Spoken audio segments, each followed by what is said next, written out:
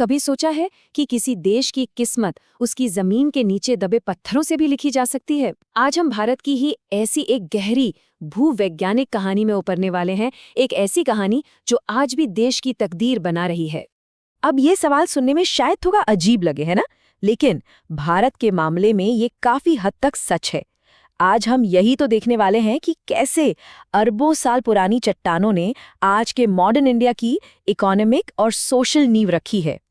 बिल्कुल, और यही आज की हमारी पूरी पड़ताल का मेन आइडिया है कि भारत की जमीन के नीचे जो कुछ भी है ना, वो सिर्फ पत्थर या मिनरल्स नहीं है, बल्कि वो देश की इकोनॉमी, इंडस्ट्री और भविष्य की एक बहुत मजबूत नींव है। तो चलिए इस कहानी की एक एक परत को खोलते हैं। देखिए, भारत के जियोलॉजिकल हिस्ट्री को हम मोटे तौर पर 4 बड़े रॉक सिस्टम्स में बांट सकते हैं, और सच कहें तो यही वो 4 पिलर हैं जिन पर आज का भारत खड़ा है। ये टाइमलाइन देखिए, भारत की कहानी कोई 100-200 साल पुरानी नहीं, बल्कि अरबों साल लंबी है।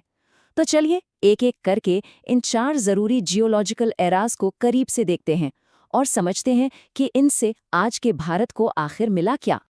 अच्छा, तो शुरुआत करते हैं सबसे पुरानी यानी आर्कियन सिस्टम से। ये चट्टानें तब बनी थीं, सोचिए, जब धरती बस बन ही रही थी, अपने शुरुआती दौर में थी। इसे आप भारत का प्राचीन खजाना कह सकते हैं, क्योंकि इन्हीं चट्टानों से हमें मिलता है लोहा, जो हमारे स्टील उद्योग की रीढ़ है। और सिर्फ लोहा ही नहीं, सोना, मैंगनीज जैसे कीमती मिनरल्स भी, जो आज भी हमारी इकोनॉमी को ताकत देते हैं। इसके बाद आया पुरान सिस्टम का दौर, और इन चट्टानों ने हमें वो चीजें दी जिनसे मॉडर्न इंडिया बना है। मतलब विंध्य की पहाड़ियों में जो चूना पत्थर मिलता है, वो हमारी पूरी सीमेंट इंडस्ट्री का बेस है, और यहीं से निकले बिल्डिंग स्टोन से हमारे शहर और इंफ्रास्ट्रक्चर खड़े हुए हैं। तो ये सचमुच में भारत के बिल्डिंग ब्लॉक्स हैं। अब आते हैं द्रविडियन सिस्टम पर। इसने भारत को वो दिया जो किसी भी इंडस्ट्रियल रेवोल्यूशन की जान होती है, एनर्जी। इसी दौर में बने कोयले के बड़े बड़े भंडार, खासकर दामोदर वैली में, आज भी देश के पावर प्लांट्स चला रहे हैं, लाखों घरों में रोशनी कर रहे हैं। सही मायनों में ये भारत का प्राचीन ईंधन है। और फिर सबसे आखिर में आता है आर्यन सिस्टम, जियोलॉजिकल हिस्ट्री की सबसे नई लेयर। इसने भारत को शायद सबसे बड़ा तोहफा दिया।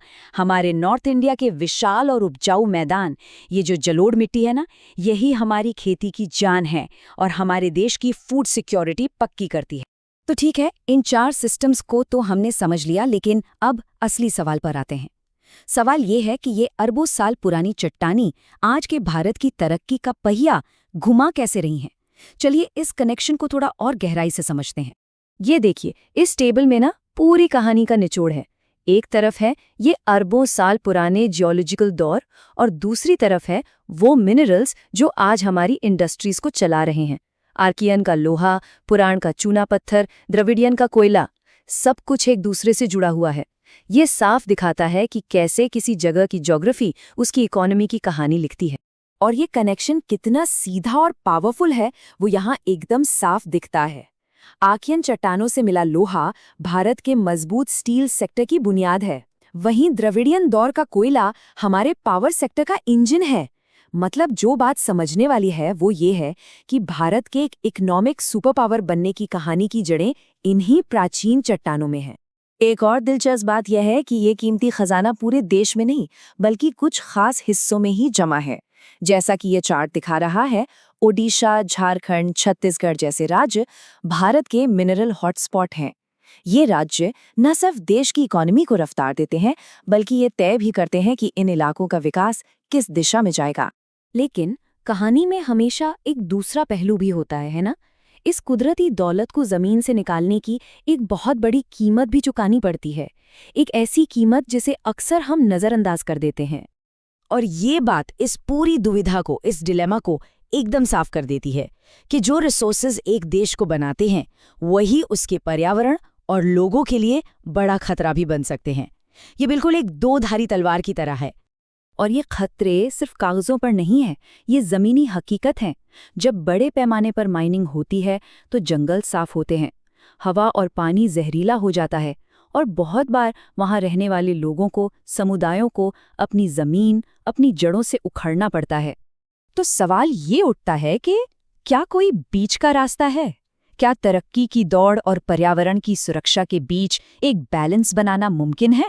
चलिए देखते हैं कि इस दिशा में क्या कोशिशें हो रही हैं। इस बैलेंस को बनाने की कोशिश में एक बड़ा कदम है 2019 की नेशनल मिनरल पॉलिसी। अब इसका मकसद सिर्फ मिनरल्स निकालना नहीं है, बल्कि ये पक्का करना है कि माइनिंग से पर्यावरण को कम से कम नुकसान हो और साथ ही जिन लोगों की जिंदगी पर, जिन समुदायों पर इसका असर पड़ता है, उनकी भलाई और उनके विकास की जिम्मेदारी भी ली जाए।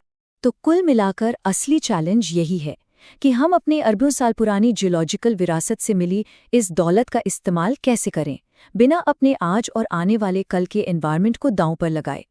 और हम सबको सोचने के लिए यही एक जरूरी सवाल है, क्या कोई राष्ट्र अपने भविष्य को दफनाए बिना अपनी संपत्ति को खोद सकता है? एक ऐसा सवाल जिसके जवाब में ही भारत के सस्टेनेबल फ्यूचर का रास्ता छिपा है।